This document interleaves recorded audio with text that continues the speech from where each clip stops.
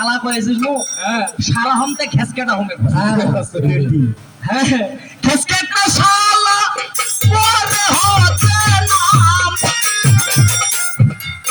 এই মরিয়া গেলে তোর ভিতর সংগ্রাম সংজ্ঞায় কি সহেছে তার মানে শুনা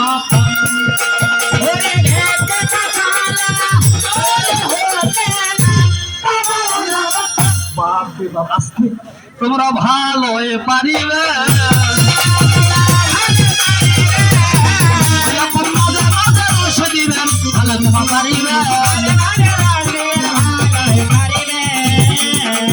প্রশ্ন করিয়া গেলাম এই জায়গায় জানাই কেন তোমায় সুন্নি বলে বলো এই জায়গায় আসলে তিনি জবাবটা দিল আমার বউ যদিও দিয়েছে জবাবের মধ্যে আছে কিন্তু অভাব এখন উনার জবাবটা আপনারা মেনে নেবেন না আমি পরিপূর্ণ ভাবে জবাবটা দিব কোনটা আমি পরিপূর্ণ ভাবে দেব ওই যে বললো যে রামচন্দ্র দুর্গা পুজো একদিন কেনে পুজো রামচন্দ্র নিজেই দেখো জগতের হরি তাহলে কি কারণে দুর্গা পূজা কেন ভাইরে করি জবাব হইল না মানব না তোমার ভাল লাগে না হইল না মানব না রাবণের সঙ্গে যেদিন যুদ্ধ লাগিয়া গেল এই যে এই রাবণ শিবের ভক্ত বড় ভাইরে ছিল এই রাবণ ছিল আমার ভক্ত এই রাবণ ছিল আমার ভক্ত শুধু আমার পূজা করত না সঙ্গে পূজা করত ভাইরে তোমারে জানাই তার বাড়িতে সঙ্গে ছিল তার নাম দুর্গা ভাই এই দুর্গাও পুষ্ট অর্থাৎ এই চণ্ডীও পুষ্ট রাবণ আরে রাবণের বাড়িতে এই দুর্গা অর্থাৎ চণ্ডী দেবী ছিল বলে রাবণকে আর মারতে পারে না ঠিক তার মস্তকে তীর নিক্ষেপ করে ওই মস্তকে আবার মস্তক জন্মায় তাকে আর বধ করতে পারে না এই জন্য নারদ মুনি কি করল ভাই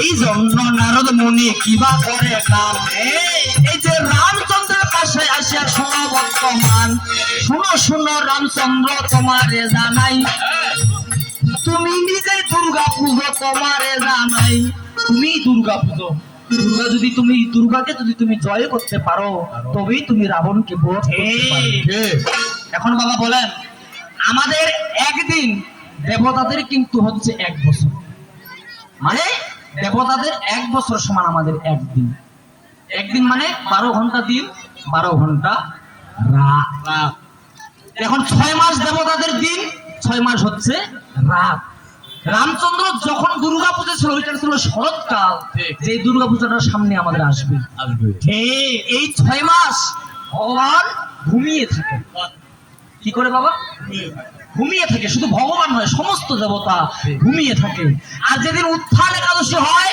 সেই দিন সমস্ত দেবতা জাগ্রত হয় নিতাই গৌর এখন রামচন্দ্র বলিতেছে শোনা দিয়া মন এই যে দুর্গা দেবী নিদ্রায় আছে জাগাবো কেমন আমি তাকে কিভাবে জাগাবো তাকে আমি পূজা করবো কিভাবে পূজা করবো ব্রহ্মা আসিয়া বাবা কি কর্ম করিল এই যে নিজে কিন্তু ব্রহ্মা বাবা ব্রাহ্মণ হইয়া গেল ব্রাহ্মণ সাজিয়া ব্রহ্মা এই জায়গায় জানাই এই যে ষষ্ঠীর দিনে দুর্গা বাবা ঘুম ভাঙাইয়া নাই ষষ্ঠীর দিনে হয় বোধন অর্থাৎ জাগ্রত দুর্গাকে জাগ্রত করলো সপ্তমী অষ্টমী নবমী এই যে সপ্তমী অষ্টমী নবমী 3 দিন রামচন্দ্র দুর্গার পূজা করলো দুর্গা কিন্তু আসে না চণ্ডী রামের কাছে আসে না এবার কি করলো এই নবমীর দিনে রামচন্দ্র কি করলো হনুমানের দ্বারায় বাবা এই জায়গায় জানাই এই যে কালীদহ সাগর থেকে শুনিবেন সবাই 108টা পদ্ম ফুল তুলিয়া আনিল এইবারে রামচন্দ্র পূজাতে বসিল পূজায় যখন বসলো বাবা এই জায়গায় জানাই এই কালী এই দুর্গা কি করিল তাই এই রামচন্দ্রকে পরীক্ষা করার জন্য কি করলো একটা পদ্ম ফুল লুকিয়ে রাখলো রামচন্দ্র যখন পুজো দিতে যাবে ব্রহ্মা বলছে রাম 108টার বদলে 107টা পদ্ম ফুল কেন? তোমার দুর্গা পূজা পুজি আর হলো না। ও বাবা, এখন আমরা ওই পদ্ম ফুলে পুজি না, আমরা 108টা প্রদীপ জ্বালাই। কি মায়েরা জ্বালাই না? তোমরা বেশ শুনেছেন মানে? হ্যাঁ শুনেছি। তোমরা তাহলে গল্পই করেছেন, না গল্প করে মানে তোমরা হয়েছেন হামার তিকার মাইয়ার মতো। ঠিক এমন হামার তিকার মাইয়া গেলা ধইছে নয়া ঠাক। এখন বেদ পুরুষ থাকে বাড়ির বসে মাইয়ায় যাচ্ছে হাত। ঠিকই আছে। আয় দেখি। হ্যাঁ, আরো কি হয়েছে জানেন মা? বাড়ি বাড়ি হইছে এখন মাইয়া খলিফা। এরকম চিংড়ি গেলা এরকম দীপ শিখাত যায়া আচ্ছা। আমরা দর্জিগিরি শিখেছে। শিখেছে। তারপর কি হচ্ছে? কি আছে? বাড়ি বাড়ি হইছে এখন মাইয়া খলিফা। শ্বশুর বাড়ি যায়া ধরছে মেসকি পিন্ডিরা। ঠিকই আছে। মোর মাইয়াটো পিন্দা ভাই। তুমি যে নারী সরকার, তুমি যে আজকে স্ত্রীর ভূমিকায়, এখনো মায়েদেরকে তুমি কিছু বুঝাইতে পারলে না কেন? হ্যাঁ?